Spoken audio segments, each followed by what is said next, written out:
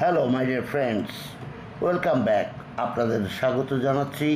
আবারও ফিরে এলাম। আজ শুক্রবার সকাল 11টা বাজে ফিরে এলাম নিমাই ভট্টাচার্য মহাশয়ের লিখিত মেম সাহেব উপন্যাসের পঞ্চম পাঠ নিয়ে এবং আপনাদের দেয়া আমার কথা ফিরিয়ে নেবে আপনাকে অতীতে এই উপন্যাসটি আজ পঞ্চম পাঠ শুরু করতে যাচ্ছি।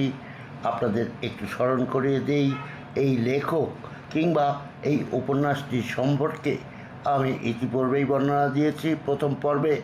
সেটি আমি এখানে আর পড়তে চাই না, বলতে চাই না, শোনাতে চাই না, কেননা এটি একটি বড় উপন্যাস, অনেকটাই সময় লাগবে। তবে যারা এই লেখক এবং এই উপন্যাসটি সম্পর্কে জানতে চান তারা ডেসক্রিপশন বক্সে যেয়ে 1 নম্বর পাঠে আপনারা সেটি খুঁজে নিতে পারবেন। মেম সাহেব প্রথম পাঠ। 7 দিন পরে শুধু শুক্রবার দেখা হয় বলে আমার কেমন কেমন লাগে, সে কারণেই আমি আগামী মঙ্গলবার থেকে শুরু করতে যাচ্ছি কামালের বিবিধ চ্যানেল থেকে শ্রদ্ধেয় স্বর্গীয় ধীরাজ ভট্টাচার্য মহাশয়ের যখন পুলিশ ছিলাম নামক উপন্যাসটি, যেটি বাংলা সাহিত্যের ইতিহাসে একটি অনবদ্য জায়গা দখল করে রয়েছে বলেতেই সেই মঙ্গলবারেও সকাল 11টায় আপনি এই উপন্যাসটি পার্ট বাই পার্ট পেয়ে যাবেন। আমার চ্যানেলটি সাবস্ক্রাইব করবেন। কামালের বিবিধ শুরু করতে যাচ্ছি মেম সাহেব পঞ্চম পাঠ। তোলা বৌদি, আজ আবার তোমাকে লিখতে বসেছি। গত চিঠিটির শেষে লিখেছিলাম ভগবানের দেখা নাকি আমি পেয়ে যাব, তার নাম জপতে জপতে আমি তাই ওই মেম সাহেবের পাল্লায় পড়ে সেই যে আমি কলম নিয়ে রাম নাম জপা শুরু করেছি, আজও তা থামাতে পারিনি। বিধাতার বিচিত্র খেয়ালে মেম সাহেব কোথায় যেন হারিয়ে গেছে। জানি ও হয়তো আমার লেখা পড়তে পায় না বা পারে না। মাঝে মাঝে মনে হয় কার জন্য লিখব, কিসের জন্য লিখব। ভগবানের কৃপা হলে পঙ্গু উতঙ্গগিরি লঙ্ঘন করতে পারে। আমি ভগবানের কৃপা লাভ করিনি, ভবিষ্যতেও নিশ্চয়ই করব না। জীবনে যা কিছু পেয়েছি, যা কিছু করেছি, তা সবই ওই পোড়া কপালের জন্য। ভালোবাসা দিয়ে মেয়েটা আমাকে পাগল করে দিয়েছে এবং সেই পাগলামি করতে করতে আমি আমার জীবনটাকে নিয়ে জুয়া খেলেছি। স্বাভাবিক অবস্থায় সুস্থ মস্তিষ্কে কোনো মানুষ আমার মতো জীবনটাকে নিয়ে এমন খেলা করতে সাহস পাবে না। আমি পেরেছি, আজ কিছু কিছু পারছি, আজও পারছি, কিন্তু আগামীকাল থেকে হয়তোবা আর পারবো না। পারবো কেমন করে বলো? ওই পোড়া কপালই আমাকে গাছে চড়িয়ে দিয়ে মইটা নিয়ে পালিয়ে গেছে। ডালে ডালে পাতায় পাতায় আমি ঘুরে বেড়াচ্ছি, কিন্তু কত কাল? সব কিছুর তো একটা সীমা আছে। কী লিখতে গিয়ে কী লিখে ফেললাম। মেম সাহেবের কথা লিখতে গেলে আমার মাথাটা ঘুরে ওঠে, বুদ্ধিভ্রংশ হয়, উচিত অনুচিত বিচার করতে পারি না। জীবনে কোনো দিন মেম সাহেবের কথা লিখব, কিন্তু অবস্থার দুর্বিপাকে তোমাকে বাধ্য হয়ে লিখছি। আর কাউকে এসব নিশ্চয়ই লিখতাম না। তবে কি জানো, চিঠিগুলো লিখে মনটা আমার অনেক হালকা হচ্ছে, আবার ভয়ও হচ্ছে। ডাক্তারবাবু যেমন নিজেদের প্রিয় স্ত্রীপুত্রের চিকিৎসা করতে সংকোচ বোধ করেন, আমিও তেমনি আমার মেম সাহেবের কথা লিখতে ভয় পাচ্ছি। ভাব দিয়ে, ভাষা দিয়ে মেম সাহেবের প্রতি সুবিচার করা আমার পক্ষে নিশ্চয়ই সম্ভব নয়। রাগ, অভিমান, ভালোবাসার মধ্য দিয়ে ও যে কি আশ্চর্যভাবে আমার জীবন নৌকায় পাল তুলে এগিয়ে নিয়ে গিয়েছিল তা ঠিক করে বলা বা লেখার ক্ষমতা আমার নেই। খবরের কাগজে রিপোর্টিং করার একটা নেশা রয়েছে। সে নেশা প্রতিদিনের একদিনের উত্তেজনা, নেশা কাটতে না কাটতেই নতুন উত্তেজনার জোয়ার আসে রিপোর্টারদের জীবনে। তাছাড়া সে উত্তেজনার বৈচিত্র্য রিপোর্টারদের আরও বেশি মাতাল করে তোলে। সেই উত্তেজনার ঘোরেই অধিকাংশ রিপোর্টারদের জীবন কেটে যায়। ইচ্ছা বা ক্ষমতা থাকলেও বিশেষ কিছু করা কারো পক্ষেই সম্ভব হয় না। মেম সাহেব চায়নি আমার জীবন শুধু এমনি অহেতুক উত্তেজনায় ভরে থাকুক। সে চেয়েছিল আমার কর্মক্ষেত্রকে আরও ব্যাপক ও বিস্তৃত করতে। বোটানিক্যাল গার্ডেনের মধ্যে ঘুরতে ঘুরতে মেম সাহেব আমার হাত ধরে টেনে নিয়ে বলল, আচ্ছা অত দূরে দূরে যাচ্ছ কেন? বললাম, এটা তো তোমার ড্রয়িং রুম নয়। মেম সাহেব প্রায় বিদ্যুৎ বেগে আমাকে জড়িয়ে ধরে একটা গাছের আড়ালে নিয়ে গেল। দুহাত দিয়ে আমাকে জড়িয়ে ধরে বলল, তুমি কি রাগ করেছো? পাগল, রাগ করবো কেন? খুব বেশি রাগ করেছো তাই না? মেম সাহেব মানে না আমার কথা। বললাম, বিন্দুমাত্র রাগ করিনি। ভালো চাকরি পেতে হলে ইউপিএসসির পরীক্ষাটা দিতে হয়, পাস করতে হয়। তেমনি তোমাকে পেতে হলেও তো আমাকে কিছু কিছু পরীক্ষা দিতে হবে এবং পাস করতে হবে। ও হাতটা ধরে আমার মুখটা চেপে ধরে বলে, বাজে কথা বলো না। বলি, বাজে নয় মেম সাহেব, ইচ্ছে করলে আমার চাইতে অনেক বেশি সুপ্রতিষ্ঠিত কাউকে তুমি তোমার জীবনে পেতে পারতে, কিন্তু একবার যখন আমার খেয়াঘাটে পিছলে পড়ে গেছো তখন আমাকেই আমি তৈরি করার চেষ্টা করছি। এবার একটা দীর্ঘ নিঃশ্বাস ছেড়ে মেম সাহেব বলল, তোমার মনটা আসলে আজ বিক্ষিপ্ত, তাই আজ বলবো না, 2-4 দিন পরেই বলবো। পরে কেন? আজই বলো। আজ বললে তুমি বিশ্বাস করবে না। তোমার ওপর রাগ করতে পারি, কিন্তু অবিশ্বাস আমি তোমাকে কোনোদিনই করব না। ঠিক বলেছ? মেম সাহেব বলল, ঠিক। মেম সাহেব আমার হাতটা টেনে নিয়ে নিজের মাথার উপর দিয়ে বলে, আমার মাথায় হাত দিয়ে বলো, তুমি কোনোদিনও আমাকে অবিশ্বাস করবে না। অত রাগ, অত দুঃখ, অত অভিমানের মধ্যেও আমার মুখে হাসির রেখা ফুটে উঠল। আমি ওর মাথায় হাত দিয়ে বললাম, সত্যি বলছি, তোমাকে কোনোদিন আমি অবিশ্বাস করব না। দুজনে একটু এগিয়ে একটু গাছের ছায়ায় বসলাম। মেম সাহেব বলল, কর্মজীবনের সুপ্রতিষ্ঠিত অন্য কোনো ছেলের সঙ্গে আমার বিয়ে হতে পারত।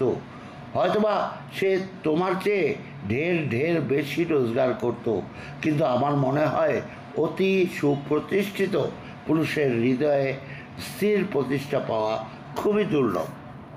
একটু থামে, তারপর বলে, দেখো, ঠিক টাকা পয়সার বিষয়ে আমার খুব বেশি মোহ নেই।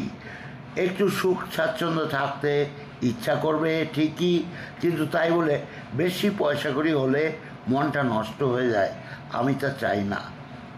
আমি বললাম, তুমি যে প্রায় উদয়ের পথে ডায়লগ বলা শুরু করলে। মেম সাহেব আমার হাতটা চেপে ধরে বলল, তুমি আমাকে অমন করে অপমান করো না। ইচ্ছে করলে শাসন করতে পারো, বকতে পারো, কিন্তু আমার ভালোবাসা নিয়ে তুমি ঠাট্টা করো না। মেম সাহেবের গলার স্বরটা বেশ ভারী হয়ে এসেছিল।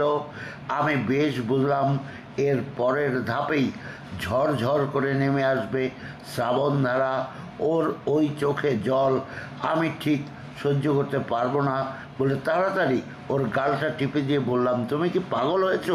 তোমার ভালোবাসা নিয়ে আমি ঠাট্টা করব? মেম সাহেব একটু শান্তি পায়, যেন স্বস্তি পায়। আমার কাঁধের উপর মাথাটা রাখে। আমি ওর মুখে মাথায় হাত দিয়ে আদর করি। মেম সাহেব আরও আমার কাছে আসে, বলে, কেন যে তোমাকে ভালোবেসেছি তা আমি জানি না। হয়তো তুমি আমাকে অমন করে চেয়েছিলে বলেই আমি তোমাকে ফিরিয়ে দিতে পারিনি। অনেক দিন রাতে একলা একলা চুপচাপ বসে বসে তোমার কথা ভেবেছি। বললাম, তাই নাকি? বলল, তবে কি? ভাবিয়ে ভাবিয়ে তো তুমি আমাকে শেষ করে ফেললে। বললাম, তা তো বুঝলাম, কিন্তু আমার কাজকর্ম নিয়ে এত খিটিমিটি করো কেন? মাথা নাড়িয়ে মেম সাহেব বলে, খিটমিটি করবো না?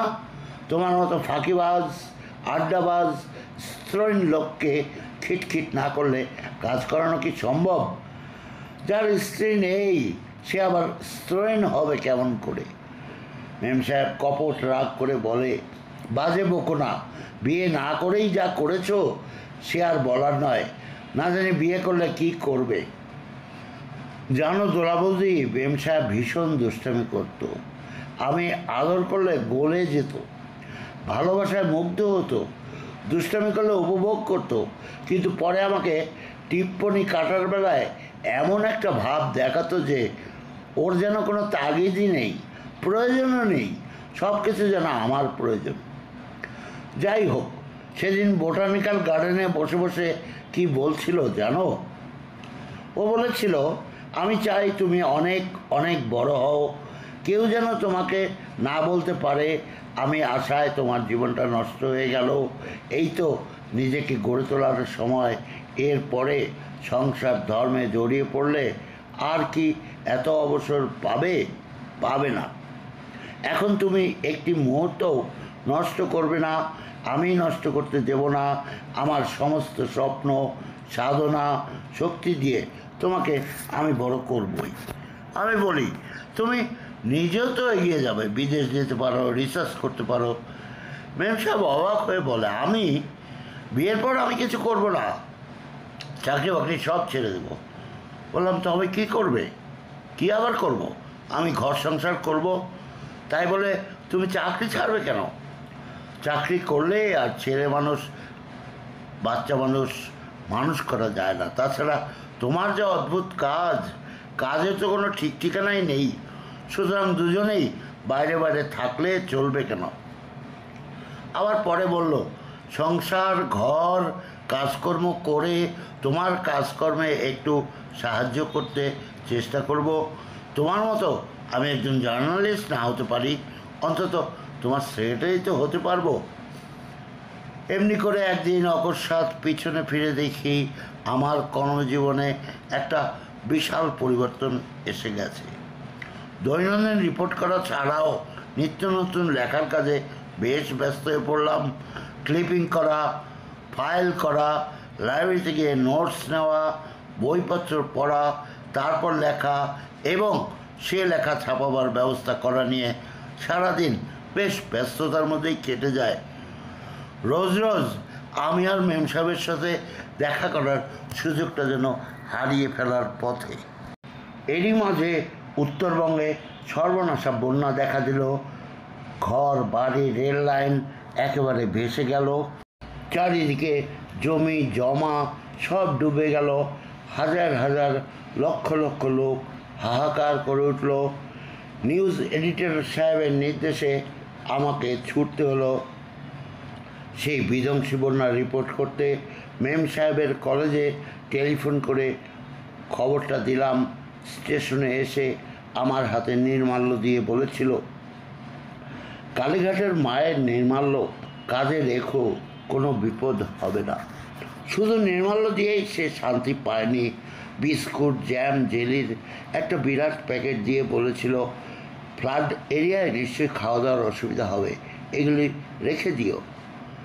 দিন 15 বাদে আমি ঘুরে এলাম। মেম সাহেব তো আমাকে দেখে চমকে উঠল, তোমার একই অবস্থা? আমার কি আবার অবস্থা? কি হয়েছে তোমার শরীর? অনিয়ম অনাচার হলে শরীর তো খারাপ হবেই, তাতে আশ্চর্য হওয়ার কি আছে? কদিন পরে দেখবে আবার সব ঠিক হয়ে যাবে। সেদিন ও বিশেষ কিছু বলল না। পরের দিন 1 বোতল টনিক নিয়ে হাজির। হুকুম দিল, দুবেলা 2 চামচ করে খাবে, ভুল যেন না হয়। আর ঘন্টায় ঘন্টায় তোমার ওই চা খাওয়াটা বন্ধ করো। তো চা খাওয়া বন্ধ করব? কথাটা শুনে আকাশ থেকে সে পড়ল বলেই মনে হচ্ছে। হ্যাঁ, তাই সাকসেসফুল জার্নালিস্টরা হুইস্কি আর আনসাকসেসফুল জার্নালিস্টরা চা খেয়েই তো বেঁচে থাকে। সেই চা ছাড়লে কি এবার হুইস্কি ধরবো? নিশ্চয়ই। তাহলে আমার কপালটা আবার পোড়াবে কেমন করে? আমি নিয়মকানুন ছাড়া, বন্ধনহীন, উন্মত্ত পদ্মার মতো বেশ জীবনটা কাটাচ্ছিলাম। ছন্নছাড়া জীবনটা বেশ ভালো লাগতো। কিন্তু এই মেয়েটা এসে সব ওলটপালট করে দিল, আমাকে প্রায় ভদ্রলোক করে তুলল। সর্বোপরি আমার চোখে, আমার প্রাণে একটা সুন্দর, শান্ত, সংসার জীবনের স্বপ্ন এঁকে দিল।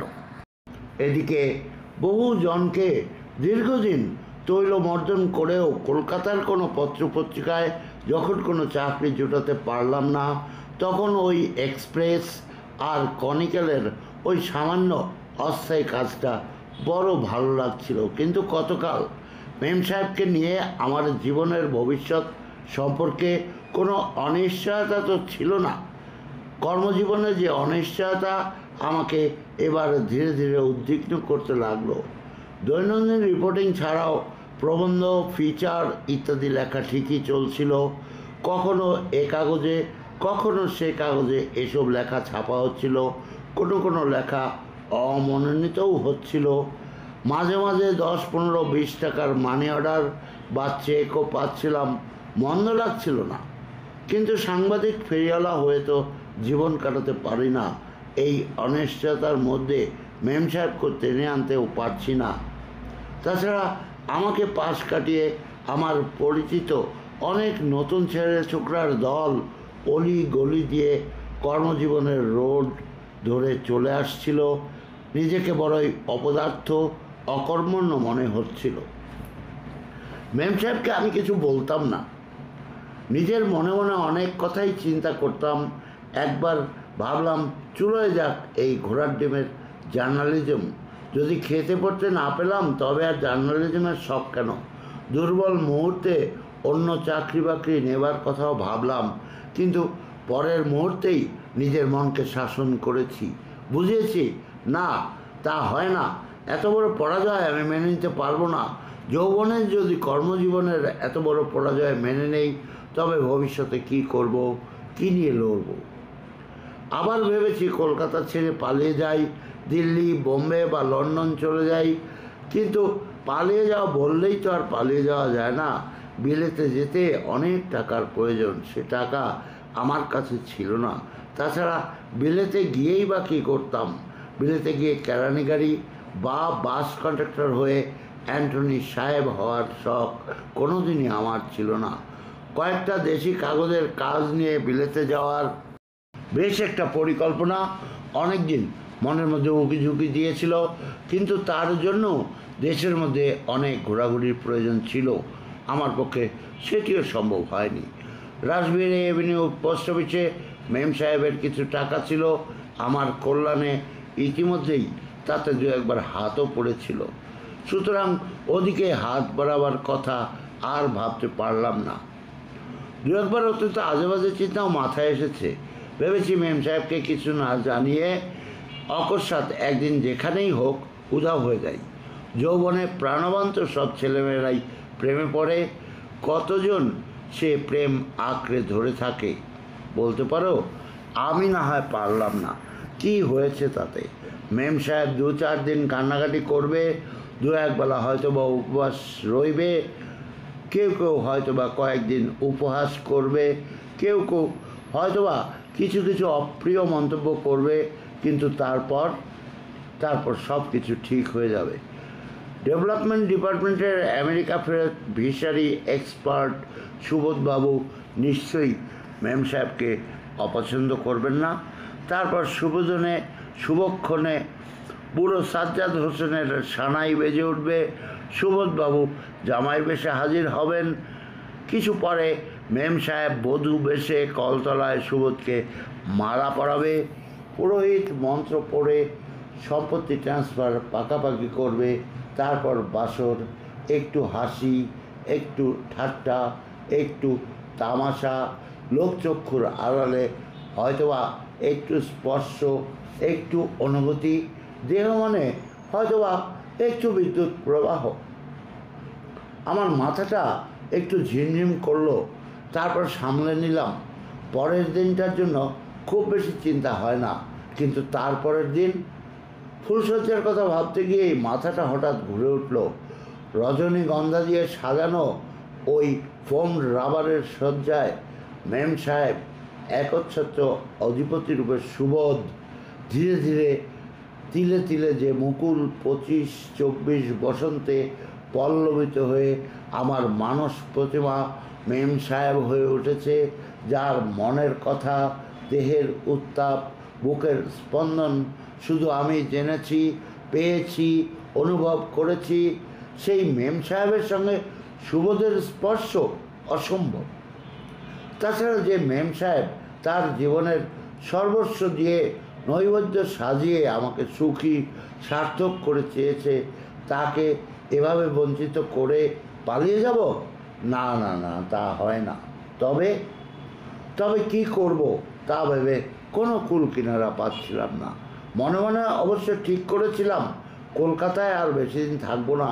খবরের কাগজের রিপোর্টার হওয়ার দৌলতে বাংলাদেশের বহু প্রথিতযশা লব্ধ প্রতিষ্ঠা মানুষের সাথে পরিচিত হবার দুর্ভাগ্য আমার হয়েছিল। ভাবছো দুর্ভাগ্য? হ্যাঁ, দুর্ভাগ্যই। দুর্ভাগ্য নয়তো কী বলবো বলো। কলকাতার ময়দানে মনুমেন্টের নিচে লক্ষ লক্ষ মানুষ এদের বক্তৃতা শোনে, হাততালি দেয়, গলায় মালা পরায়। প্রথম প্রথম এদের কাছে এসে নিজেকে কৃতার্থ মনে করতাম। শিক্ষা সংস্কৃতির ধ্বজা উড়িয়ে এরা সিনেট হল, ইউনিভার্সিটি, ইনস্টিটিউট, মহাবোধি সোসাইটি হল গরম করে তুলতেন। তাদের সবাইকে ঠিক শ্রদ্ধা করে উঠতে পারতাম না।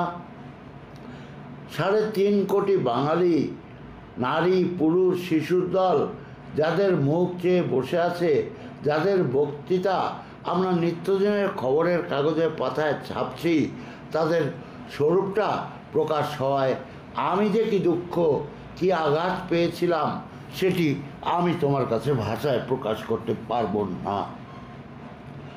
কী কী কারণে এদের আমি শ্রদ্ধা করতে পারিনি সে কথা আজ লেখার অযোগ্য। বিদ্যাসাগরের বাংলা ভাষা দিয়ে এদের কাহিনী লিখলে বিদ্যাসাগরের স্মৃতির অবমাননা করা হবে, বাংলা ভাষার অপব্যবহার করা হবে। তবে যদি এইসব মহাপুরুষের কথা লিখতে পারতাম, যদি সে ক্ষমতা আমার থাকতো, তবে বাংলাদেশের কিছু মানুষ নিশ্চয়ই বাঁচতে পারত। তুমি ভাবছো আমি বাচালতা করছি, তাই না? সত্যি বলছি দোলা বৌদি, আমি একটুও বাচালতা করছি না। ইংরাজিতে যাকে বলে ট্র্যাডিশন, তা তো বাঙালির আছে। শিক্ষা, দীক্ষা, আদর্শ ও দেশপ্রেমের অভাব তো বাংলাদেশে নেই। গ্রামে গ্রামে দরিদ্র গৃহিণীরা আজও ক্ষুধার অন্ন দিয়ে অতিথির সেবা করতে কার্পণ্য করেন না। উদার বাংলা বুক পেতে সারা দেশের মানুষকে আসন বিছিয়ে দিয়েছে। ভারতবর্ষের দিক দিগান্তর থেকে লক্ষ লক্ষ মানুষ এসেছে বাংলাদেশে, কিন্তু কই আর কোনো প্রদেশের মানুষ তো এমনি করে সারা দেশের মানুষকে নিয়ে সংসার করার উদারতা দেখাতে পারেনি। রাজনীতির কথা না হয় ছেড়েই দিলাম, শিক্ষা দীক্ষায়, সঙ্গীতে, শিল্পে বাঙালির ঔদার্য অতুলনীয়। অতীতের ইতিহাস ওল্টাবার কোনো প্রয়োজন নেই, ইদানিং কালের ইতিহাসই ধরা যাক। প্রমথেশ বড়ুয়া, কুন্দনলাল সাইগল, লীলা দেশাই বাঙালি নন, কিন্তু বাংলাদেশের প্রতিটি মানুষের হৃদয়ে এদের অকলঙ্কিত আসন চিরকালের জন্য লইবে। বড়ে গোলাম আলীর খার গান শোনার জন্য একমাত্র বাংলাদেশের অতি সাধারণ মানুষই সারা রাত্রি রাস্তার ফুটপাতে বসে থাকে। টি.আর. আপ্পারাও, মেয়ালাল বা লালা অমরনাথ, মুস্তাক আলীকে বাংলাদেশের ছেলেরা যে ভালোবাসা দিয়েছে, তা কি কোনো তুলনা হয়? হয় না দ্রৌপদী, হবেও না। শিক্ষা, দীক্ষা, আদর্শ ও সর্বোপরি হৃদয়বত্তার সাথেও বাঙালি কেন মরতে চলেছে? বাঙালির ঘরে ঘরে কেন হাহাকার, কেন কান্না? সারা দেশের মানুষ যখন নতুন প্রাণ স্পন্দনে মাতোয়ারা, তখন বাঙালির এ দুরবস্থা কেন? 3.5 কোটি বাঙালির মুখ থেকে হাসি কেড়ে নিল কে? কেন সারা জাতটা এমন সরবরাহ হলো? আগে সব কিছুর জন্য অদৃষ্টকে ধিক্কার দিতাম। ধিক্কার দিতে দিতে কৈশোর যৌবনের সন্ধিক্ষণে অনেক আশা করতাম, ময়দানে মনুমেন্টের তলায় নেতাদের গলায় মালা পরালে, তাদের বক্তৃতা শুনলে, হাতে তালি দিলে বাঙালির সর্বরোগের মহৌষধ পাওয়া যাবে। রিপোর্টারি করতে গিয়ে বড় আশা নিয়ে এদের কাছে গিয়েছিলাম, কিন্তু হা ভগবান, মনে মনে এমন ধাক্কাই খেলাম যে তা বলার নয়। ব্যক্তিগত জীবনের সাফল্য ব্যর্থতা নিশ্চয়ই খুব একটা জরুরি বিষয়, কিন্তু সাংবাদিকতা করতে গিয়ে সমাজ জীবন থেকে নিজেকে বিচ্ছিন্ন করে রাখা অসম্ভব। তাই তো সমাজের সর্বোচ্চ স্তরে ক্ষয় রোগ দেখে আঁতকে উঠেছিলাম। তাই তো কলকাতার জীবন আমার কাছে আরও তেতো মনে হতে লাগলো। এইসব নানা অশান্তি মনকে তোলপাড় করে তুলেছিল। মুখে কিছু প্রকাশ করছিলাম না, বন্ধুবান্ধব সহকর্মীদের কেউ কিছু জানতে পারছিল না। আমার মনের মধ্যে কত চিন্তাভাবনা যে কী বিচিত্র লড়াই চলছিল সে খবর কেউ জানতে পারল না। তবে মেম সাহেবকে কিন্তু আমি ফাঁকি দিতে পারিনি। সেদিন দুজনে ন্যাশনাল লাইব্রেরিতে গিয়েছিলাম। নোটস দেওয়ার কাজ শেষ করে একটা গাছতলায় এসে বসলাম দুজনে। আমি বোধহয় দৃষ্টিটা অন্যদিকে ঘুরিয়ে নিয়ে কী যেন দেখছিলাম। মেম সাহেব বলল, গো চীনাবাদাম কিনে আনবে? আমি গেটের বাইরে গিয়ে 2 আনার চীনাবাদাম আর 2টো ম্যাগনোলিয়া আইসক্রিম কিনে আনলাম। আইসক্রিম চীনাবাদাম খাওয়াটা শেষ হয়েছে। মেম সাহেব তখনও একটু একটু ঝাল নুন খাচ্ছে আর জিভ দিয়ে রসনার সান্দনের আওয়াজ করছে। ওর কখনো ঝাল নুন খাওয়া শেষ হয়েছে, কখন আমার কাছে রুমাল চেয়েছে, আমি কিন্তু তা খেয়াল করিনি। মেম সাহেব হঠাৎ আমাকে একটা ঝাঁকুনি নিয়ে বললো, ওগো রুমালটা দাও না। আমি রুমালটা দিলাম। রুমাল দিয়ে হাতটা মুখটা মুছে আবার আমাকে ফেরত দিয়ে বললো, এই নাও। রুমালটা পকেটে রাখতে রাখতে আমি জিজ্ঞেস করলাম, তোমার রুমাল কি হলো? সর্বমঙ্গলার নির্মাল্য বেঁধে তোমাকে দিলাম না। ও তাই তো। মেম সাহেব প্রশ্ন করলো, আচ্ছা তুমি আমাকে একটা কথা বলবে? কেন বলবো না, বলো। কি ভাবছো তুমি আজকাল? কই কিছু না তো। ও একটু হাসলো, বলল, আমাকে ছুঁয়ে বলতে পারবে যে তুমি কিছু ভাবছো না? কথা শেষ হতে না হতেই ও আমার হাতটা টেনে বুকের উপর রেখে বলল, নাও এখন বলো। আমি হাতটা সরিয়ে নিয়ে বলি, কি ছেলে মানুষ করছো? মেম সাহেব একটু হাসে, একটু যেন ভাবে, তারপর বোধহয় আমার কথা একটু দুঃখ পায়। ওই ঘন কালো 2টো চোখে যেন শ্রাবণ মেঘের মতো ভারী ওঠে। আমি এক ঝলক দেখে নিয়ে দৃষ্টিটা সরিয়ে নিলাম, সেও সরিয়ে নিল। মেম সাহেব একটা দীর্ঘ নিঃশ্বাস ফেলল। আমি দৃষ্টিটা আবার ঘুরিয়ে নিয়ে আসি, জানতে চাই, তুমি কি এত ভাবছো? জেনে তোমার কি লাভ? আমি ভাবছিলাম সহজ সরলভাবে মেম সাহেবকে এড়িয়ে যাব, কিন্তু কিছু বলবো না। কিন্তু গভীর ভালোবাসায় ওর দৃষ্টি এতই স্বচ্ছ হয়েছিল যে আমার মনের গভীর প্রদেশের কোনো কিছুই আর লুকানো সম্ভব ছিল না। ও স্থির জেনেছিল আমার মনটা একটু বিক্ষিপ্ত আছে। ঠিক কী কারণে মনটা বিক্ষিপ্ত তা জানতে না পারায় মেম সাহেবের দুঃখ হওয়াটা তো স্বাভাবিক। সে কথা উপলব্ধি করেও ওকে ঠিক সত্য কথাটা বলতে আমার বেশ কুণ্ঠা হলো। 2-4 মিনিট দুজনেই চুপচাপ রইলাম। এরপর মেম সাহেব ডাকে, শোনো, বলো, তুমি কি আজকাল এমন কিছু ভাবছো যা আমাকে বলা যায় না? বললাম, তুমি কি পাগল হয়েছো? বলল, তবে বলছো না কেন, কি ভাবছো? অনিচ্ছা সত্ত্বেও একটা দীর্ঘ নিঃশ্বাস পড়ল। বললাম, কি বলবো মেম সাহেব, নতুন কিছুই ভাবছি না।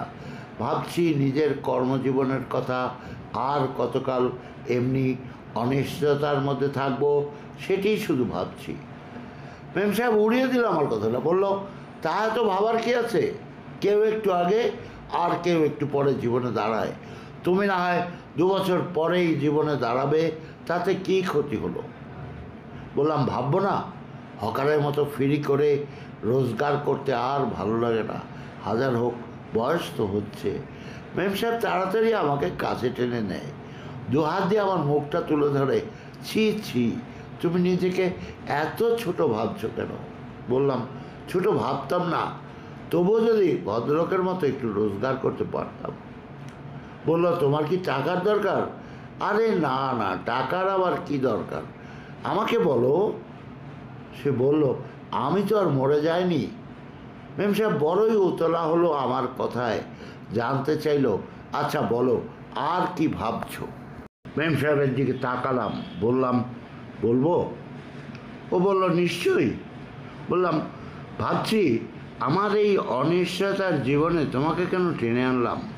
একটা আধা বেকার জার্নালিস্টের সংসারে তোমাকে এনে কেন তোমার জীবনটা নষ্ট করব, সেটাই ভাবছি। মেম সাহেব এবার রেগে ওঠে, চমৎকার, হাততালি দেব? বললাম, কেন ঠাট্টা করছো? মেম সাহেব বলে, তোমার কথা শুনে আমি অবাক না হয়ে পারছি না। তোমার টাকা না থাকলে আমি তোমার কাছে ঠাঁই পাবো না। তুমি আমাকে এত ছোট, এত নীচ ভাবো। বললাম, পাগলি কোথাকার, তোমাকে আমার সংসারে এনে যদি সুখ শান্তি মর্যাদা দিতে না পারি, তবে? ও আর এগুতে দিল না। তুমি 200-500 টাকা রোজগার করলেই আমার শান্তি, টাকা হলেই বুঝি সবাই শুধু সুখী হয়ে যায়? না, তা হবে কেন, তবুও ভদ্রতা বাঁচাবার জন্য তো কিছু চাই। আমার বা আমাদের সংসারের চিন্তা তোমাকে করতে হবে না, তুমি নিশ্চিন্ত মনে তোমার কাজ করে যাও। কথায় কথায় বেলা যায়, সূর্যটা আস্তে আস্তে নিচে নামতে থাকে, গাছের ছায়া দীর্ঘতর হয়, বেলভিডিয়ার সুবিস্ত প্রাঙ্গণ সূর্যরশ্মির বিদায় বেলায় মিষ্টি আলোয় ভরে যায়। মেম সাহেব আমার কাঁধে মাথা রেখে, ওগো বলো, তুমি এসব আজে বাজে কথা আর ভাববে না। আজ না হয় ভগবান নাই দিলেন, কিন্তু একদিন তিনি নিশ্চয়ই ভরিয়ে দেবেন তোমাকে। বলি, তুমি বুঝি সব কিছু জানো? বলে, 100 বার। ওয়েলিংটন স্কোয়ার আর মনুমেন্টের মিটিং কভার করেই তোমার জীবন কাটাতে হবে না। তবে আমি কি করব? কি না করবে তাই বলো। তুমি দেশ থেকে দেশান্তরে ঘুরবে, কত বড় বড় লোকের সঙ্গে তোমার পরিচয় হবে, তুমি কত কি লিখবে। তারপর? মেম সাহেব আমার গাল টিপে দেয়, বলে, তারপর আর বলবো না, তোমার অহংকার হবে। আমার হাসি পায় মেম সাহেবের প্রলাপ শুনে। তুমি কি বোম্বে যাচ্ছ? ও অবাক হয়ে বলে, আমি কেন বোম্বে জানবো? বলে, হিন্দি ফিল্মের স্টোরি রাখার জন্য। অসভ্য কোথাকার, বলে মেম সাহেব আমার দিকে কপট রাগ করে।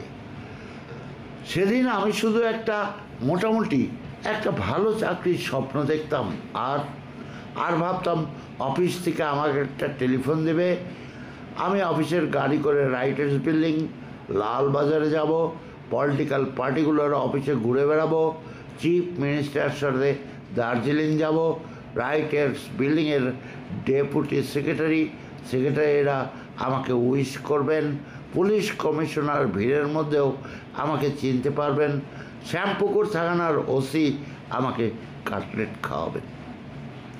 স্বপ্ন দেখার একটা সীমা আছে, তাই তো আমি আর এগোতে পারতাম না। আজ সেসব দিনের কথা ভেবে আমার হাসি পায়। কোনোদিন কি ভেবেছি আমি নেহেরু, শাস্ত্রী, ইন্দিরা গান্ধীর সঙ্গে পৃথিবীর পঞ্চমহাদেশ ঘুরে বেড়াবো? কোনোদিন কল্পনা করতে কি পেরেছি বছর বছর আমি বিলেত যাব? কোনোদিন কি ভাবতে পেরেছি প্রাইম মিনিস্টারের সঙ্গে এয়ারফোর্সের স্পেশাল প্লেনে দমদমে নামবো, রাজভবনে থাকবো? আরও অনেক কিছু আমি কোনোদিনই ভাবিনি ভারতবর্ষের টপ লিডাররা আমার সাথে রাজনীতি নিয়ে গোপনে আলোচনা করবে, হুইস্কি খেতে খেতে অ্যাম্বাসেডারদের সাথে ইন্টারন্যাশনাল অ্যাফেয়ার্স ডিসকাস করব। মেম সাহেব মনে হয় বোধ হয় এসব ভাবতো।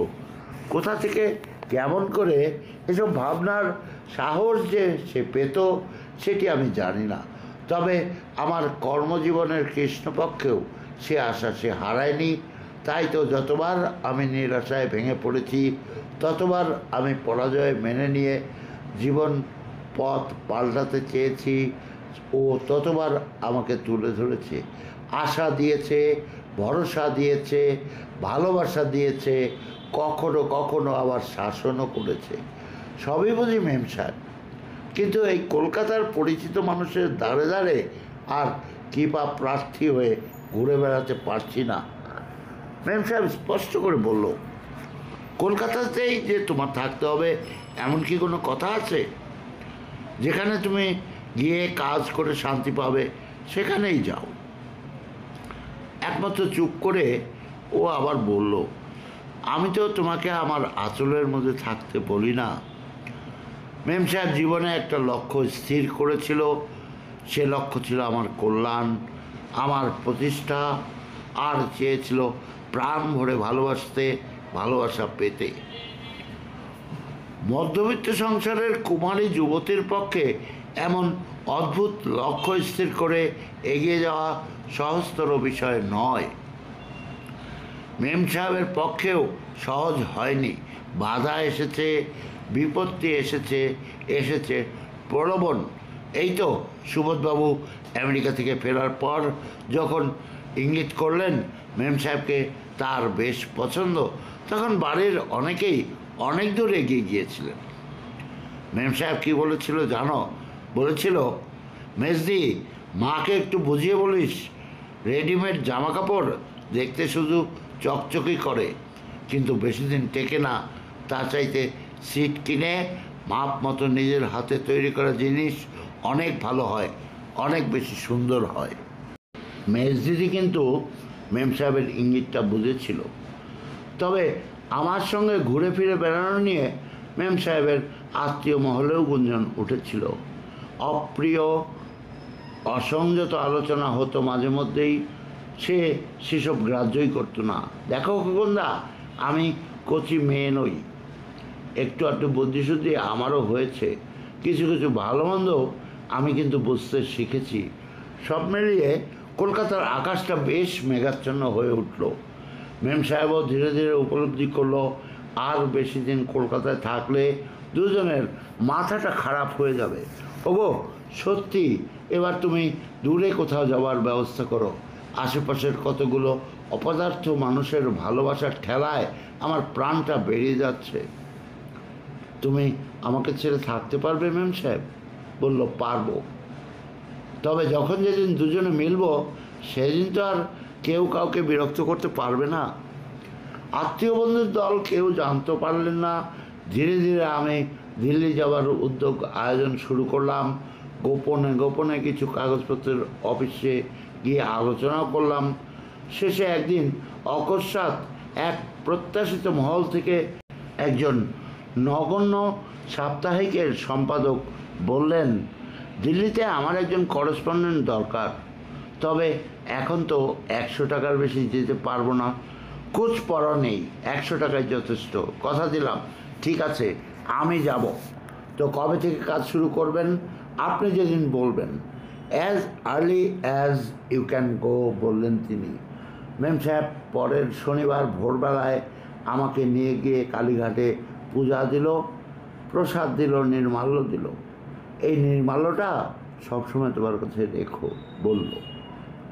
সন্ধ্যাবেলা দুজনে মিলে ডায়মন্ড হারবারের দিকে গেলাম। বেশি কথা বলতে পারলাম না কেউ। মেম সাহেব বলল, আমার মন বলছে তোমার ভালো হবেই। আমার যদি ভালোবাসার জোর থাকে তাহলে তোমার অমঙ্গল হতে পারে না। আমি শুধু বললাম, তোমার দেওয়া নির্মাল্য আর তোমার ভালোবাসা নিয়েই তো যাচ্ছি, আমার আর কি আছে বলো। সন্ধ্যার আবছা অন্ধকার নামতে শুরু করেছিল।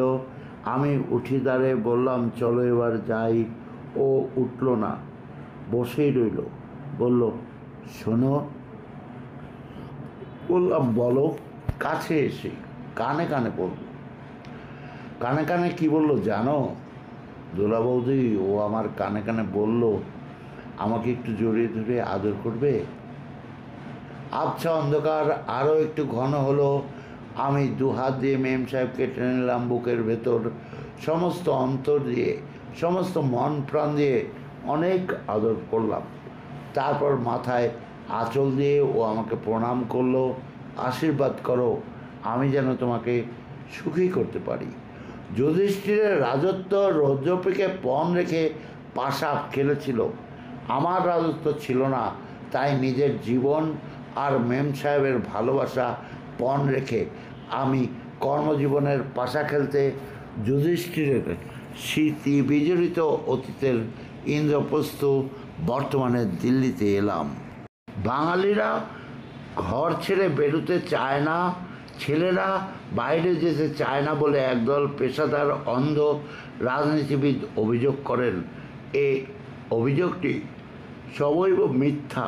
মহেঞ্জোদারো বা হরপ্পার যুগের কথা আমি জানি না, তবে ইংরেজ রাজত্বের প্রথম ও মধ্যযুগে লক্ষ লক্ষ বাঙালি সমগ্র উত্তর ভারতে ছড়িয়েছেন। রুটি রোজগার করতে বাঙালি কোথাও যেতে দ্বিধাবোধ করেনি। শুধু রাওয়ালপিন্ডি, পেশোয়ার, সিমলা পর্যন্ত বাঙালি গিয়েছে, থেকেছে, থিয়েটার করেছে, কালীবাড়ি করেছে। এই যাওয়ার পেছনে একটা কারণ ছিল। প্রথমত বাঙালিরাই আগে ইংরাজি শিক্ষা গ্রহণ করে সরকারি অফিসে বাবু হওয়ার বিশেষ যোগ্যতা অর্জন করেন। সবাই যে কুইন ভিক্টোরিয়ার অ্যাপয়েন্টমেন্ট লেটার হাতে নিয়ে হাওড়া স্টেশন থেকে পাঞ্জাব মেলে চাপতেন তা নয়, তবে রাওয়ালপিন্ডি মিলিটারি অ্যাকাউন্টস অফিসে কোনো না কোনো মেসোমশাই, পিসেমশাইয়ের আমন্ত্রণে অনেকেই বাংলা ত্যাগ করেছেন। পরে বাঙালির ছেলেমেয়েরা বোমা পটকা ছুঁড়ে ইংরেজদের লেজে আগুন দেওয়ার কাজে মেতে ওঠায় সরকারি চাকরির বাজারে বাঙালির দাম কমতে থাকলো। ইতিমধ্যে ভারতবর্ষের দিকে দিকে ইংরেজি শিক্ষার প্রসার হওয়ায় সরকারি অফিসের বাবু জোগাড় করা ইংরেজকে আর শুধু বাংলার দিকে চাইবার প্রয়োজন হলো না। বাঙালিরা বাংলার বাইরে যাবার বাজারে ভাটা পড়ল। জীবনযুদ্ধে ধীরে ধীরে পরাজয় যত বেশি প্রকাশ হতে থাকলো, মিথ্যা আত্মসম্মানবোধ বাঙালিকে তত বেশি পেয়ে বসলো। রাজনৈতিক ও অর্থনৈতিক চক্রান্তের সাথে সাথে বাঙালির এই আত্মসম্মানবোধ তাকে প্রায় বাংলাদেশে বন্দি করেই ফেলল। বাংলাদেশে নব্য যুব সমাজ চক্রান্ত ভাঙতে পারত, গড়তে পারত নিজেদের ভবিষ্যৎ, অগ্রাহ্য করতে পারত অদৃষ্টের অভিশাপ, কিন্তু দুঃখের বিষয় তা সম্ভব হলো না। মোহনবাগান, ইস্টবেঙ্গল, সুচিত্রা উত্তম, সন্ধ্যা মুখুজ্জে, শ্যামল মিত্তির, বিষ্ণুতে, সুধীন দত্ত, সত্যজিৎ, তপন সিংহ থেকে শুরু করে নানা কিছুর বদৌলতে বেকার বাঙালিও চরম উত্তেজনা ও কর্মচাঞ্চল্যের মধ্যে জীবন কাটায়। এই উত্তেজনা কর্মচাঞ্চল্যের মোহ আছে সত্য, কিন্তু সার্থকতা কতটা আছে তা ঠিক জানি না। কলকাতায় রিপোর্টারি করতে করতে বাংলাদেশের বহু মনীষীর উপদেশ পেয়েছি, পরামর্শ পেয়েছি, কিন্তু পাইনি অনুপ্রেরণা। নিজের আসন অটুট রেখে, নিজেদের স্বার্থ বজায় রেখে তারা শুধু রিক্ত, নিঃস্ব, বুভক্ষ বাঙালি ছেলেমেয়েদের হাততালি চান। 3.5 কোটি বাঙালিকে বিকলাঙ্গ করে 3.5 ডজন নেতা আনন্দে মশগুল। উদার মহৎ মানুষের অভাব বাংলাদেশে নেই। প্রতিটি পাড়ায়, মহল্লায়, গ্রামে, শহরে, নগরে বহু মহাপ্রাণ বাঙালি আজও রয়েছেন, কিন্তু অন্যায়, অবিচার, অসতের অরণ্যে তারা হারিয়ে গেছেন। কলকাতার এই বিচিত্র পরিবেশে থাকতে থাকতে আমার মনটা বেশ চেতে উঠেছিল। আশেপাশের অসংখ্য মানুষের অবহেলা আর অপমান অসহ্য হয়ে উঠেছিল। সবার অজ্ঞাতে, অলক্ষ্যে মনটা আমার বিদ্রোহ করত, কিন্তু রাস্তা খুঁজে পেতাম না। 1 পা এগিয়ে 3 পা পিছিয়ে যেতাম। সমাজ, সংস্কার, সংসার এ সমস্ত কিছু জাল থেকে নিজেকে ছিন্ন করে বেরোতে গিয়ে ভয় করত, ঘাবড়ে যেতাম। নিজের মনের মধ্যে এই যে দ্বন্দ্ব ছিল তা কিন্তু মেম সাহেবকেও বলতাম না, কিন্তু ভেতরে ভেতরে আমি চঞ্চল হয়ে উঠেছিলাম। তাই তো নিয়তির খেলাঘরে মেম সাহেবকে নিয়ে খেলতে গিয়ে যেদিন সত্যি সত্যি ভবিষ্যতে অন্ধকারে ঝাঁপ দিলাম, সেদিন মুহূর্তের জন্য আমি আর পেছনে ফিরে তাকাইনি। মনের মধ্যে দাউ দাউ করে আগুন জ্বলে উঠেছিল। হয়তোবা প্রতিহিংসা আমাকে আরও কঠিন করেছিল, কিন্তু আর মেম সাহেবকে কিন্তু আমি দূরে রাখতে পারছিলাম না। জীবন সংগ্রামের জন্য প্রতিটি মুহূর্তে তিলে তিলে দগ্ধ হওয়ার দিনের শেষে রাতের অন্ধকারে মেম সাহেবের একটু কোমল স্পর্শ পাওয়ার জন্য মনটা সত্যি ব্যাকুল হতো। জীবন সংগ্রাম কঠোর থেকে কঠোরতর হতে পারত। সে সংগ্রামে কখনো জিতব, কখনো হারব, তা হোক। কিন্তু দিনের শেষে সূর্যাস্তের পরে কর্মজীবনের সমস্ত উত্তেজনা থেকে বহু দূরে মানুষ লোকের নির্জন সৈকতে বন্ধনহীন মন মুক্তি চাইত মেম সাহেবের অন্তরে। স্বপ্ন দেখতাম আমি ঘরে ফিরেছি। ঘরে ঢুকতে না ঢুকতেই আমি সুইচটা অফ করে দিয়ে মেম সাহেবকে অকস্মাৎ একটু আদর করে তার সর্বাঙ্গে ভালোবাসার ঢেউ তুলেছি। দুই বাহুর মধ্যে তাকে বন্দিনী করে নিজের মনের সব দৈন্য দূর করেছি। সারাদিনের সমস্ত গ্লানি মুছে ফেলেছি। মেম সাহেব আমার দুটি বাহু থেকে মুক্তি পাওয়ার কোনো চেষ্টা করে না, কিন্তু বলে, ছাড়ো না। ওই দুটি একটি মুহূর্তর অন্ধকারেই মেম সাহেবের ভালোবাসার জেনারেটরে আমার মনের সবগুলো বাল্ব জ্বালিয়ে নিই। তারপর মেম সাহেবকে টানতে টানতে ডিভানের উপর ফেলে দিই। আমিও যেন হুমড়ি খেয়ে পড়ি ওর উপর। অবাক বিস্ময়ে ওর ওই দুটি চোখের দিকে তাকিয়ে থাকি। মেম সাহেবও স্থির দৃষ্টিতে আমার দিকে চেয়ে থাকে। অত নিবিড় করে দুজনেকে কাছে পাওয়ার দুজনের চোখেই নেশা লাগে। সে নেশায় দুজনেই হয়তো একটু মাতলামি করে। হয়তো বলি, জানো মেম সাহেব, তোমার ওই দুটো চোখের দিকে তাকিয়ে যখন আমার নেশা হয়, তখন আমি আমার সমস্ত সংযম হারিয়ে মাতলামি শুরু করি। তখন জিগর মুর্দাবাদির একটা শের মনে পড়ে যায়। পাশ ফিরে আর সয় না মেম সাহেব চিত হয়ে শুয়ে দুহাত দিয়ে আমার গলাটা জড়িয়ে ধরে বলে, আচ্ছা বলো না, কোন শেরটা তোমার মনে পড়লো? আমি বলি, শোনো, সেটা হলো, তোমার চোখের কোনো দোষ নেই, আমি খারাপ হতামই। চোখ ঘুরিয়ে ফিরিয়ে একটু ঢলঢলভাবে ও বলে, তা তো 100বার সত্যি, আমি কেন তোমাকে খারাপ করতে যাব? আমি কানে কানে ফিস ফিস করে বলি, আমার আবার খারাপ হতে ইচ্ছা করছে। ও তেরিং করে এক লাফে উঠে বসে আমার গলে ছোট্ট মিষ্টি চর মেরে বলে, অসভ্য কোথাকার। আরে দোলা বৌদি, আরও কত কি যে ভাবতাম। ভাবতে ভাবতে আমি পাগল হওয়ার উপক্রম হতাম। শত সহস্র কাজকর্ম চিন্তাভাবনার মধ্যেও মেম সাহেবের ছবিটা সবসময় আমার মনের পর্দায় ফুটে উঠত। তাই তো দিল্লি আসার সঙ্গে সঙ্গে ঠিক করলাম, করেঙ্গে ইয়া মারেঙ্গে হয়ে অদৃষ্টের বিরুদ্ধে লড়াই করে নিজেকে প্রতিষ্ঠা করতে হবে কর্মজীবনে, আর মেম সাহেবকে প্রতিষ্ঠা করতে হবে আমার জীবনে। দোলাবৌদি, আমি শিবনাথ শাস্ত্রী বা বিদ্যাসাগর নই যে আত্মজীবনী লিখব। তবে বিশ্বাস করো, দিল্লির মাটিতে পা দেবার সঙ্গে সঙ্গে আমি একেবারে পাল্টে গিয়েছিলাম। যেদিন প্রথম দিল্লি স্টেশনে নামি, সেদিন একজন নগণ্যতম মানুষও আমাকে অভ্যর্থনা জানাতে উপস্থিত ছিলেন না। এত বড় রাজধানীতে একটি বন্ধু বা একটি পরিচিত মানুষ আমি মোটেই খুঁজে পাইনি। একটু আশ্রয়, একটু সাহায্যের আশা করতে পারিনি কোথাও।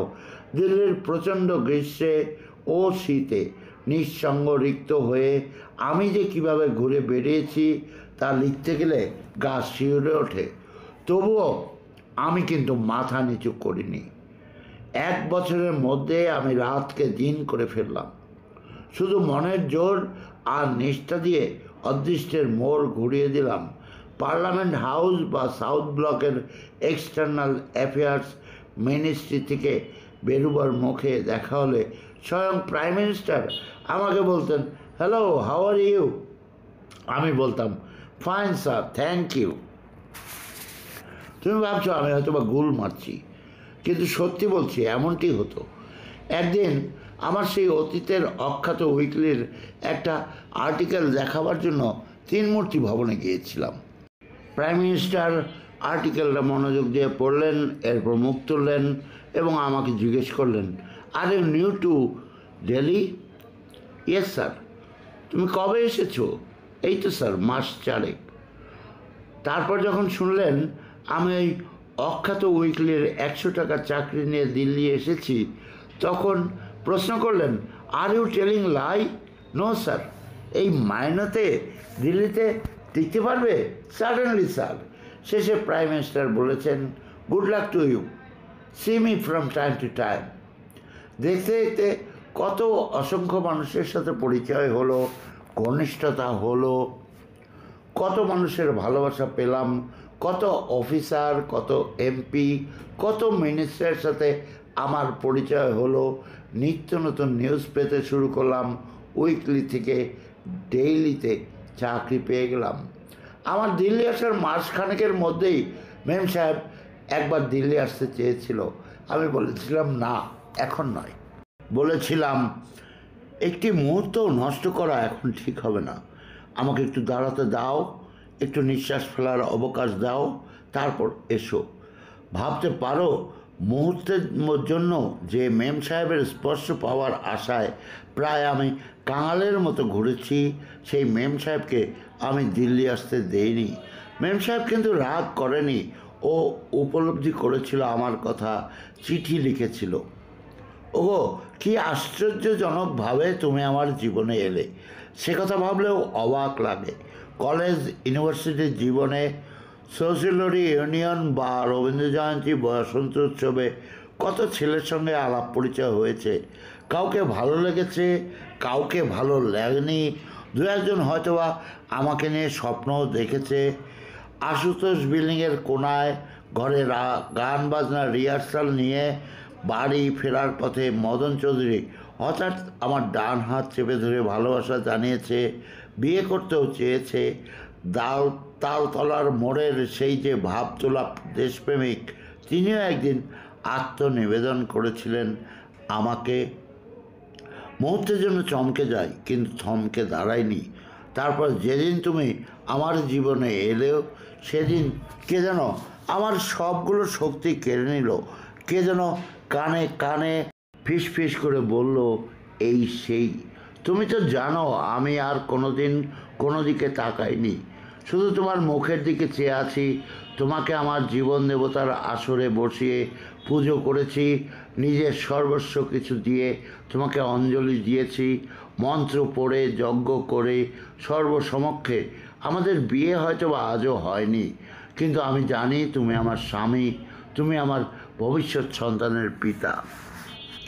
মেম সাহেব বেশি কথা বলতো না, কিন্তু খুব সুন্দর সুন্দর বড় বড় চিঠি লিখতে পারতো। এই চিঠিটাও ছিল অনেক বড়, সবটা তোমাকে লেখার প্রয়োজন নেই। তবে শেষের দিকে কি লিখেছিল জানো? লিখেছিল, তুমি যে এমন করে আমাকে চমকে দেবে আমি কিন্তু ভাবতে পারিনি। ভেবেছিলাম ঘুরে ফিরে একটা কাগজে চাকরি জোগাড় করবে, কিন্তু এই সামান্য কমাসের মধ্যে তুমি এমন করে নিজেকে দিল্লির মতো অপরিচিত একটা শহরে এত বড় বড় রথী মহারথীদের মধ্যে নিজেকে প্রতিষ্ঠা করতে পারবে, তা আমি কিন্তু কল্পনা করতে পারিনি। তোমার মধ্যে এতটা আগুন লুকিয়েছিল আমি তাও বুঝতে পারিনি। যাই হোক, আমি তোমার গর্বে আমার সারাটা বুক আজ ভরে উঠেছে। মনে হচ্ছে আমার চাইতে সুখী স্ত্রী আর কেউ হতে পারবে না। আমি সত্যি বড় সুখী, বড় আনন্দিত। তোমার সাফল্যের জন্য তোমাকে একটা বিরাট পুরস্কার দেব। কী দেব জানো? যা চাইবে তাই দেব, বুঝলে? আর কোনো আপত্তি করব না। আর আপত্তি করলে তুমি বা এখন শুনবে কেন?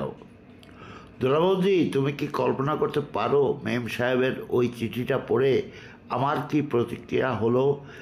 আমি ভেবেছিলাম দু একদিনের মধ্যেই কলকাতাতে চলে যাই, মেম সাহেবের পুরস্কারটা নিয়ে আসি। কিন্তু কাজকর্ম, টাকা পয়সার হিসাব করে আর যেতে পারলাম না। তবে মনে মনে এই ভেবে শান্তি পেলাম যে সে আমাকে বঞ্চিত করে কৃপণের মতো অনেক ঐশ্বর্য ভবিষ্যতের জন্য অন্যায়ভাবে গচ্ছিত রেখে মেম সাহেবের মনে অনুশোচনা দেখা দিয়েছে। আমি হাজার মাইল দূরে পালিয়ে এসেছিলাম, মেম সাহেবের সেই আদর, সেই ভালোবাসা, সেই মজা, সেই রসিকতা কিছুই উপভোগ করছিল না। আমাকে যত বাধাই দিক, আমি জানতাম রোজ আমার একটু আদর না পেলে ও শান্তি পেত না। আমি বেশ অনুমান করেছিলাম ওর কী যে কষ্ট হচ্ছে। ও উপলব্ধি করেছিলাম আমাকে কাছে না পাওয়ার অতৃপ্তি ওকে কীভাবেই না পীড়া দিচ্ছে। মনে মনে অনেক কষ্ট পেলেও ওর আশাটা বন্ধ করে ভালোই করেছিলাম। দিল্লিতে আসার জন্য ও যে উতলা হয়েছিল সেটি বুঝতে আমার কষ্ট হয়নি। তাই তো আরও তাড়াতাড়ি নিজেকে প্রস্তুত করার জন্য আমি সর্বশক্তি নিয়োগ করলাম, ঠিক করলাম ওকে এনে চমকে দেব। ভগবান আমাকে একদিন বঞ্চিত করে অনেক কষ্ট দিয়েছেন। দুঃখে, অপমানে বছরের পর বছর আমি জ্বলে পুড়ে মরেছি। কলকাতা শহরে এমনও দিন গেছে মাত্র 1 পয়সার অভাবে সেকেন্ড ক্লাসের ট্রেনের পর্যন্ত উঠতে পারিনি। কিন্তু কি আশ্চর্য, দিল্লিতে আসার পরে পরেই আগের সব কিছু ওলটপালট হয়ে গেল। সে পরিবর্তনের বিস্তৃতির ইতিহাস তোমার এই চিঠিতে লেখার নয়। সুযোগ পেলে পরে শোনাব। তবে বিশ্বাস করো, অবিশ্বাস্য পরিবর্তন এলো আমার কর্মজীবনে। সাফল্যের আকস্মিক বন্যায় আমি নিজেই নিজেকে দেখে অবাক হয়ে গেলাম। মাস 6 পরে মেম সাহেব যখন আমাকে দেখার জন্য দিল্লি এলো, তখন আমি সবে বোর্ডিং হাউসের মায়া কাটিয়ে ওয়েস্টার্ন কোর্টে এসেছি। নিশ্চিত জানতাম মেম সাহেব আমাকে দেখে, ওয়েস্টার্ন কোর্টে আমার ঘর দেখে, আমার কর্মজীবন, আমার জীবনধারা দেখে চমকে যাবে। কিন্তু আমি চমকে দেওয়ার আগেই সেই আমাকে চমকে দিল। আমি দিল্লি স্টেশনে গিয়েছি ডিলুক্স এয়ার কন্ডিশন এক্সপ্রেস অ্যাটেন্ড করতে। মেম সাহেব আসছে। জীবনের এক অধ্যায় শেষ করে নতুন অধ্যায় শুরু করার পর ওর সাথে এই আমার প্রথম দেখা। লাউড স্পিকারে অ্যানাউন্সমেন্ট হলো, এসিসি এক্সপ্রেস এক্ষুনি 1 নম্বর প্ল্যাটফর্মে পৌঁছবে। আমি সানগ্লাসটা খুলে রুমাল দিয়ে মুখটা আরেকবার মুছে নিলাম। একটা সিগারেট ধরে 2-1টা টান দিতে দিতেই ট্রেনটা প্ল্যাটফর্মে ঢুকে পড়লো। এদিক ওদিক দেখতে না দেখতেই মেম সাহেব 2 নম্বর চেয়ার কার থেকে বেরিয়ে এলো। কিন্তু এ কি, মেম সাহেবের কি বিয়ে হয়েছে?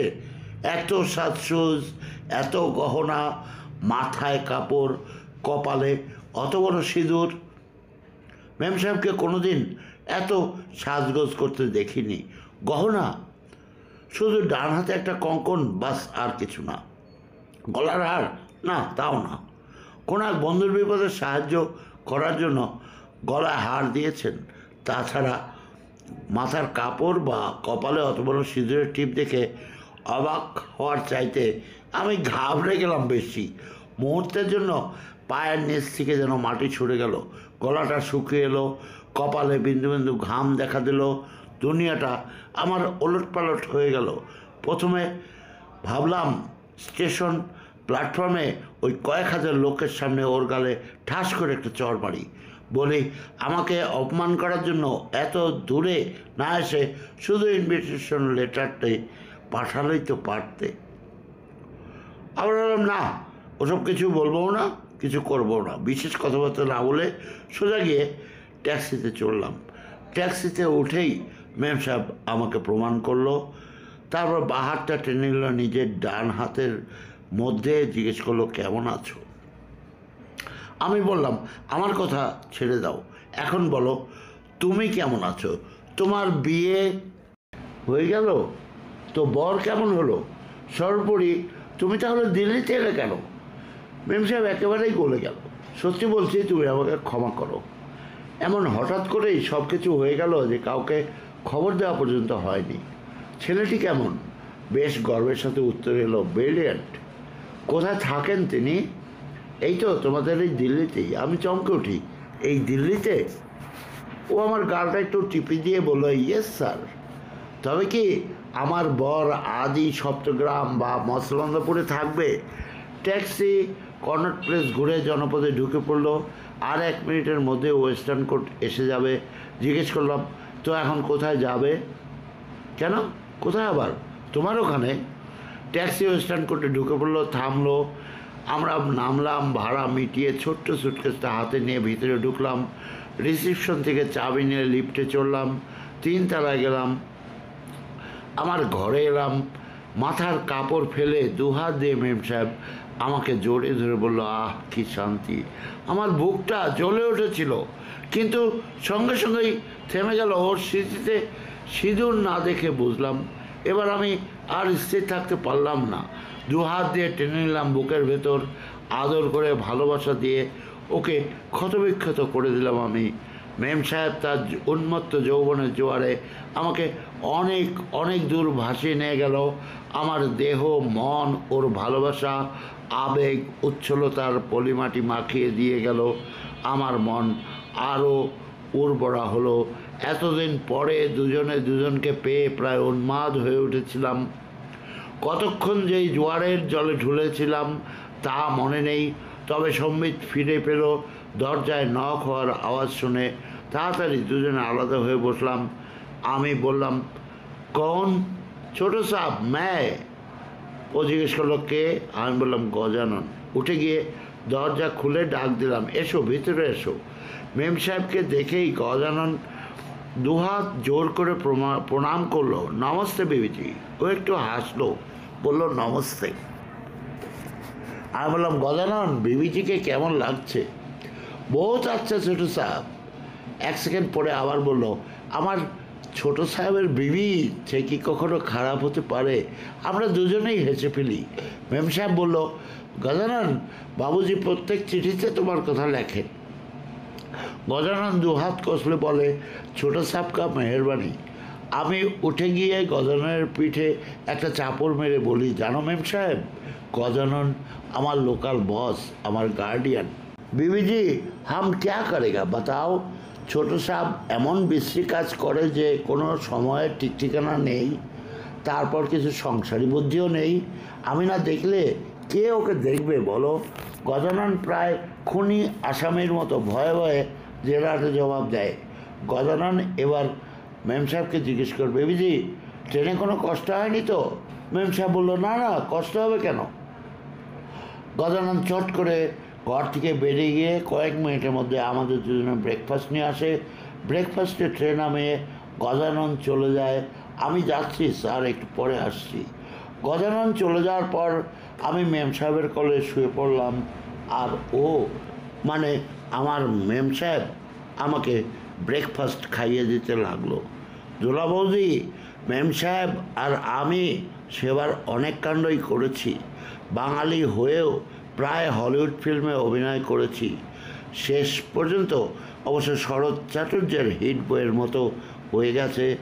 আস্তে আস্তে ধীরে ধীরে সব জানাবো, বেশি ব্যস্ত হয়ে না।